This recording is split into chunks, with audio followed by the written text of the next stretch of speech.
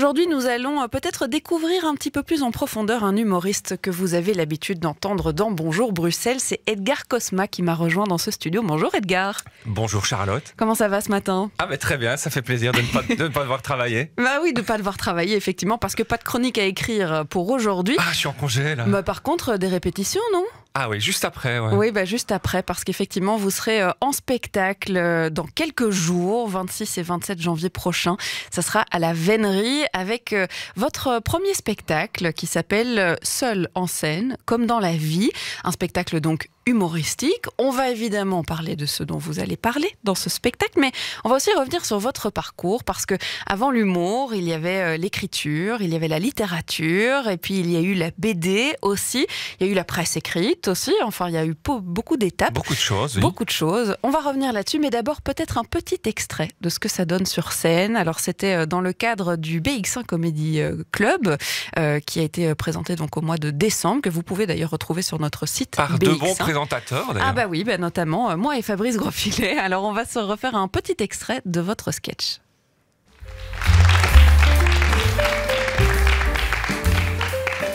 Quand je lui ai dit que je voulais faire du stand-up, ma copine, elle m'a dit « Ah bon? Mais tu sais que ça doit être drôle ?»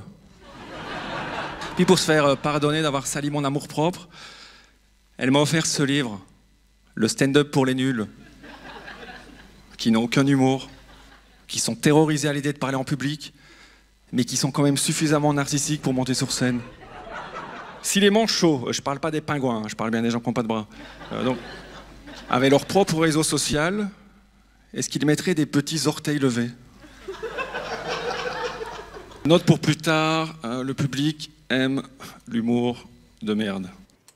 Bon, bah ça marche toujours effectivement de pouvoir demander l'avis du public quand on écrit ses blagues. Vous dites là au début de ce sketch, quand j'ai dit à ma copine que j'allais me lancer dans l'humour, elle m'a dit bah oui, mais tu sais qu'il faut être drôle d'abord. C'est vraiment la première réaction que vous avez eue quand vous avez décidé de vous lancer? Non, mais oui, j'ai envie de dire. Et je vais expliquer. C'est vrai que ça, c'est vraiment la base. C'est comme, je pense, je prends toujours la comparaison, c'est quand on veut apprendre une langue compliquée, l'humour, pour moi, c'est une sorte de langue compliquée. Si on voulait apprendre le russe, ben, au début, on ne sait pas parler un mot de russe, mais ça n'empêche pas de vouloir parler le russe. C'est-à-dire que je considère qu'on n'a pas besoin d'être drôle pour commencer à faire du humour, puisque je pense que c'est une activité humaine, comme toute activité humaine, qui s'apprend, qui va s'apprendre. Alors, bien sûr, moi, j'avais comme déjà un univers, un imaginaire, j'étais capable d'écrire des trucs. La créativité, ça, quand même, c'est important, je pense, dans les activités artistiques, d'avoir au moins ça. Mais après, je pense que je suis plutôt très pragmatique, quelqu'un qui pense que les choses s'apprennent à force de tous les jours travailler, répéter, puis... Et puis voilà, on peut être drôle sur scène en disant qu'on ne l'est pas aussi. L'humour, c'est quand même très, très riche. On n'est pas obligé d'arriver sur scène. Moi, j'arrive sur scène en disant justement que je sais pas ce que je fais là, je suis pas drôle et tout. Puis voilà, et puis les choses s'enchaînent. Mais au début, c'était très dur pour moi de monter sur scène. J'avais jamais fait ce genre de choses. J'étais plutôt introverti, timide. Ouais, j'avais écrit des livres, etc. Bah justement, on va y revenir. Monde, vous aviez choisi la philosophie comme voie académique et le journalisme le plus aussi. Drôle. Non, mais effectivement. Le journalisme un peu. Le journalisme peut l'être, mais la philosophie, c'est vrai que c'est plutôt les lettres. C'est ça qui vous a intéressé dès le départ. Alors, ça ne veut pas dire qu'on en devient écrivain, mais c'est vrai qu'il y a d'abord ce parcours littéraire, philosophique, et puis vous êtes arrivé plutôt au roman et à l'écriture. Comment ça s'est passé ? Ben, c'est vrai qu'en voyant mon parcours comme ça, j'y réfléchis pas toujours, mais là, c'est l'occasion. C'est vrai que je suis parti, je pense... Pour tout vous dire, comme si j'étais chez mon psy. Mais oui, moi j'aime bien qu'on considère ce studio comme Je pense que moi je viens d'une famille modeste. Et tout ce que je vais vous dire, de toute façon, j'en parle dans mon spectacle, parce que mon spectacle revient de toute façon sur mon parcours de ma naissance à aujourd'hui. Donc c'est ça qui est intéressant d'en parler, parce qu'en parlant de ça, finalement, ça parle déjà un peu du spectacle. C'est que je viens d'une famille modeste dans laquelle il n'y avait pas vraiment de livres. Dans mon spectacle, il y avait plus de bière sur les étagères que de livres dans le frigo. C'était à Namur. C'était à Namur. Et donc, moi, voilà, j'ai quand même eu cette passion vers 16-17 ans, commencé à découvrir Camus, Sartre et tout. Voilà, commencé à avoir vraiment cette passion pour les livres en vivant dans un milieu où il n'y avait pas de livres. Donc, je crois que j'ai eu ce syndrome d'opposition à mes parents, vouloir aller vivre à Bruxelles, étudier la philosophie alors qu'eux n'avaient pas fait d'études. Et donc, dans un premier temps de ma vie, je pense que j'ai vraiment eu cette envie, voilà, d'aller plutôt vers l'intellect, hein, la philosophie, devenir plus intelligent que dans ce rapport et tout. Et puis après, je crois, voilà, puis j'ai publié un premier roman qui s'appelait Éternels instants, qui est plutôt un roman intello aussi, un peu avec des questions philosophiques, dans lesquelles des gens me disaient qu'ils trouvaient un peu de second degré et tout, mais grosso modo, c'était pas un truc... spécialement drôle. Et je pense, mais là je vous le dis vraiment à chaud ou à froid, je ne sais pas, mais qu'après avoir publié ce premier roman, qui a eu un peu de succès, voilà, je pense que j'avais peut-être prouvé quelque chose et que j'ai pu peut-être redevenir un peu plus détendu et aller petit à petit vers l'humour, parce que je remarque que dans mon parcours, à partir de ce moment-là, dès le deuxième roman, qui s'appelait Comment le chat de mon ex est devenu mon ex-chat, qui est vraiment un roman dans lequel il y a tout de suite beaucoup plus d'humour. Donc c'est pas par hasard que je suis passé d'un roman un peu philosophique. À partir de ce moment-là, j'ai été vers toujours plus d'humour, quoi. Comme si je pouvais redevenir un peu plus moi, ce que je suis, puisque j'avais prouvé que j'étais capable d'avoir un diplôme en philo et un roman publié dans... Tout à fait. Alors après ces romans, il y en a eu d'autres effectivement après. Il y a eu la bande dessinée où vous vous lancez en tant que scénariste avec l'histoire du Belge, le Belge tout simplement. Alors il y a eu plusieurs numéros, plusieurs albums. Comment est-ce que cette aventure-là, elle commence? Parce qu'effectivement, donc on a le roman philosophique, il y a le roman un petit peu plus humoristique, et puis peut-être aller un petit peu plus loin avec la bande dessinée. Oui, ça va plus loin parce que là on met un premier pied dans la vanne. Parce que le Belge était donc plutôt des strips en fait. Donc chaque planche était un strip. Donc c'est quasiment une vanne de scène en 3 temps, quoi. Donc là, je pense que j'ai eu envie pour la première fois de commencer à faire des vannes. Je m'en sentais capable. J'ai eu envie de mettre. Et cette idée, le Belge, m'est apparue en jouant au tennis. Avec le dessinateur? Non, pas du tout. Non, lui je le connaissais pas. Lui c'est quelqu'un que j'ai rencontré par la suite parce que je cherchais un dessinateur. C'est Pierre Lecrénier qui dessinait avec vous. Et donc oui, le Belge, c'est vraiment le premier pas dans le monde de l'humour, vraiment la vanne en 3 temps. Et puis peut-être de l'écriture beaucoup plus rapide aussi, parce que le roman, on a le temps de le faire maturer, de vraiment se plonger dans cette histoire et dans les personnages. Ici, vous vous êtes quand même donné l'exercice de pouvoir écrire dans un magazine belge pendant des semaines et des semaines et des semaines, avec cette histoire du Belge. Donc il y avait quand même cette envie de pouvoir aussi peut-être booster la créativité d'une certaine façon. Oui, bien sûr, parce que c'est vraiment une temporalité totalement différente, comme ici la chronique, l'humour, c'est quelque chose de très rapide. Parfois dans l'humour aujourd'hui, moi j'écris, j'ai une idée de blague. Parfois que j'écris même pas, ou que j'ai en tête, ou que j'écris, et le soir même je peux la jouer, la tester. Alors, quand on vient du monde du livre, dans lequel on écrit un roman par exemple pendant un an et demi, ou pour ceux pour qui ça va bien, parce que mon premier roman, je l'ai au moins écrit pendant 3-4 ans, mais et après là, le livre sort et tout, la temporalité est vraiment extrêmement longue, alors qu'ici on peut être dans une temporalité extrêmement courte. Donc ça, c'était le défi. Par contre, pour moi, pour le Belge, au début, il y avait un peu ce syndrome de...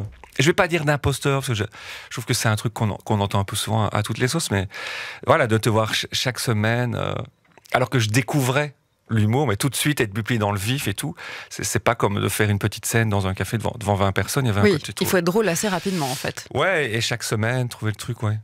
Alors ça, c'était entre 2012 et 2014 avec ces aventures-là, parce que le Belge, il a eu des aventures de 2012 à 2015 aussi. Il a eu des aventures, oui. Et oui, bah oui. Mais en 2018, il y a eu encore eu un dernier tome qui s'appelait Le Belge du futur. Tout à fait. Qui était un peu moins drôle, et qui était plus politique et tout. Ça a un peu surpris les lecteurs, je pense.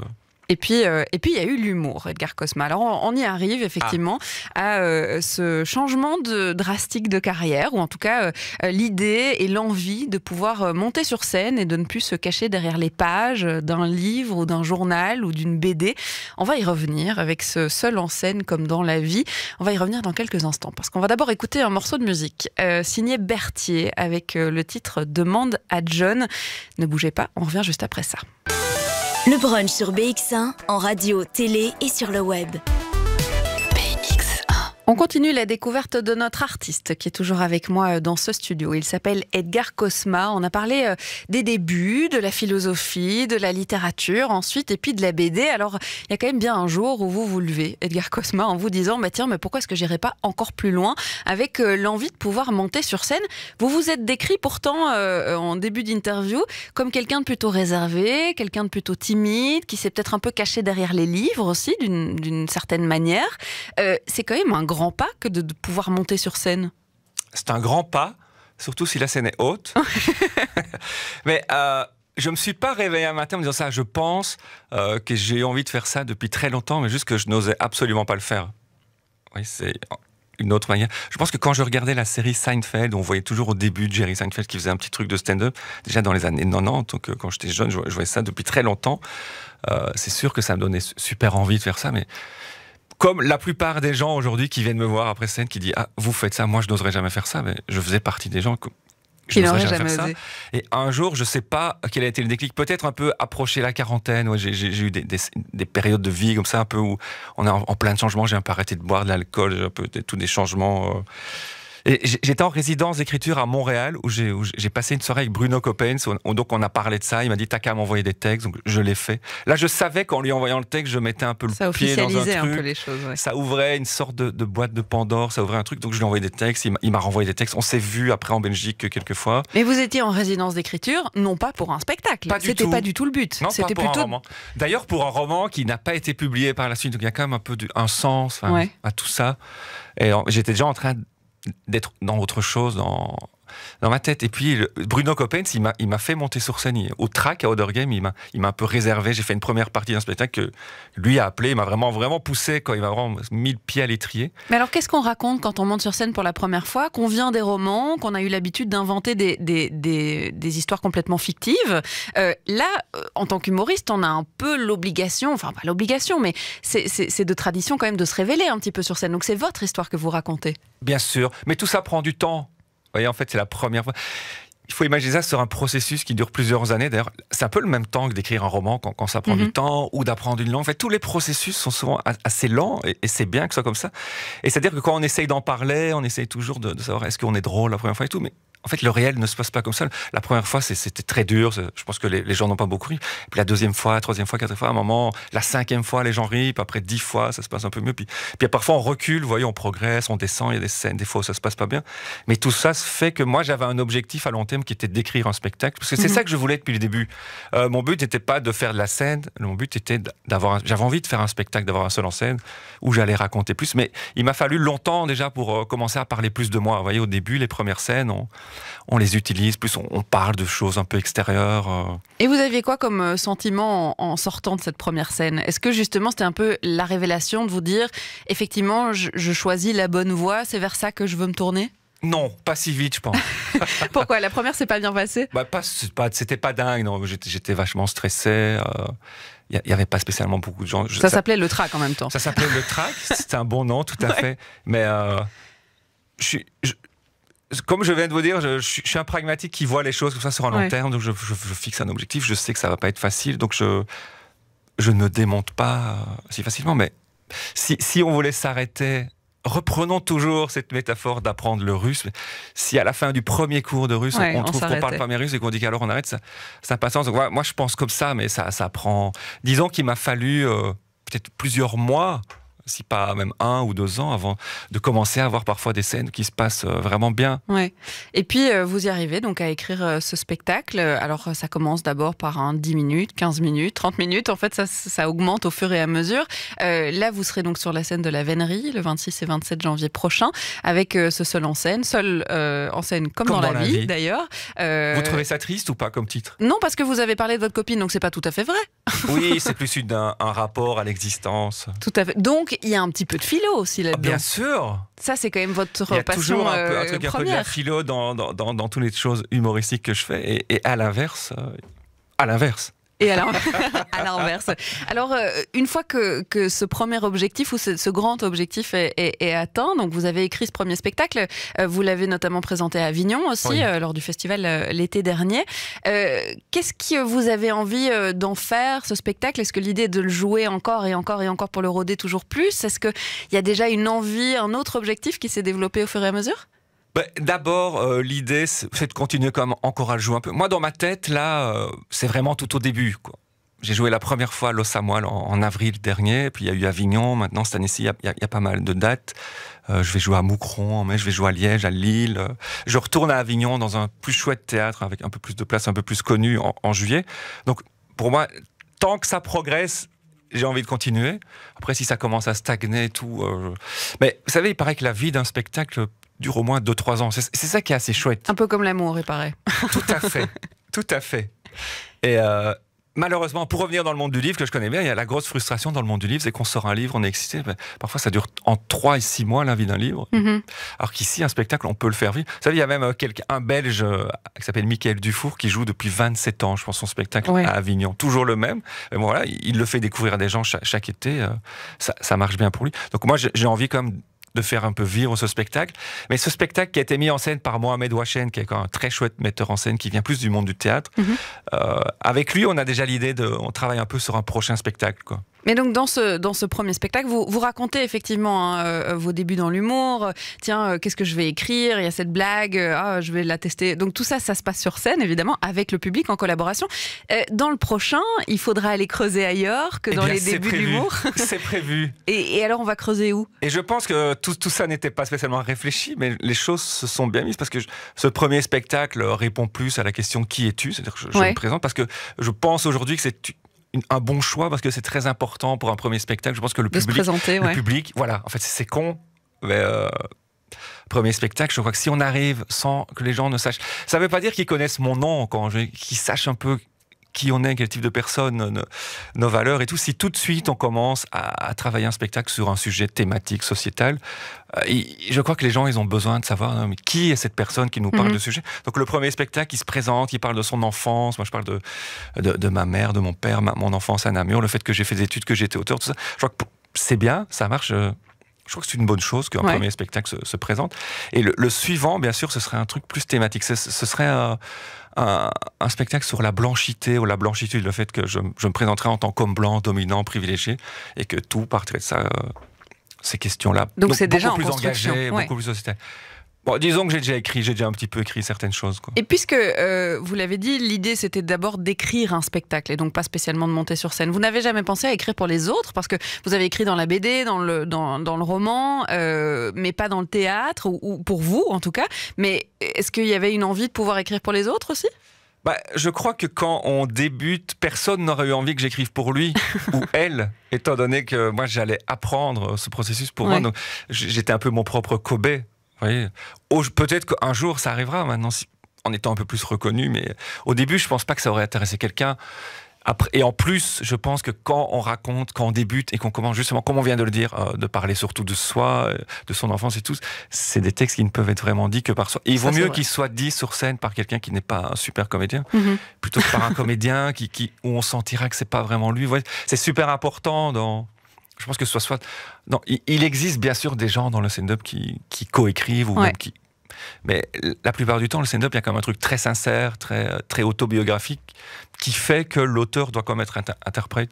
Est-ce que ça veut dire, Edgar Cosma, que vous avez complètement quitté le monde de la littérature, ou bien ça aussi, ça reste encore dans vos projets? On ne quitte pas toujours dans la vie, on ne sait pas. Je pourrais maintenant vous dire non, et j'en sais rien. J'ai un roman en cours qui raconte l'histoire de 2 sœurs siamoises, que j'avais d'ailleurs commencé à écrire pendant le Covid, quoi, dans un carnet. Ce que j'avais jamais fait de ma vie. Qui est dans un carton, voilà. J'ai un roman totalement écrit, mais à la main. Ce que je n'avais jamais fait, c'était le truc que j'avais envie de faire. Je l'écrire pendant le printemps, dans un parc. Mais je ne sais pas. Après, le monde de l'édition, aujourd'hui, c'est pas facile. Il y a quand même toute la... Moi, j'ai quand même toujours été un artiste qui aime faire plein de choses, mais qui est quand même attentif au côté financier, au côté stratégique de ce qu'on fait. Aujourd'hui, publier un roman, ça peut être un truc très dur, qui prend énormément de temps, qui peut parfois rapporter très peu d'argent. Donc, dans le monde du spectacle vivant, c'est quand même, il y a plus de perspectives plus intéressantes. Donc, je crois que c'est déjà tellement dur d'être artiste qu'il vaut mieux essayer quand même d'aller travailler dans les milieux... De toute façon, il faut se concentrer d'abord sur ce premier spectacle. Oui, donc, bien sûr. Il faudrait aussi se rendre à la Vénerie pour vous voir le 26 et 27 janvier. Il y a d'autres dates et on peut notamment les découvrir sur vos réseaux sociaux, Edgar Cosma. Tout à fait. Merci beaucoup d'être passé dans le brunch. C'était un énorme plaisir. On va continuer le programme de cette émission, notamment en musique, avec Nola Mann qui arrive et son titre Bad Bird. Et puis, c'est Pierre Baudot qui va nous rejoindre avec son invité qui est Christophe Gélis. On parlera aussi d'un spectacle Mozart versus Mozart.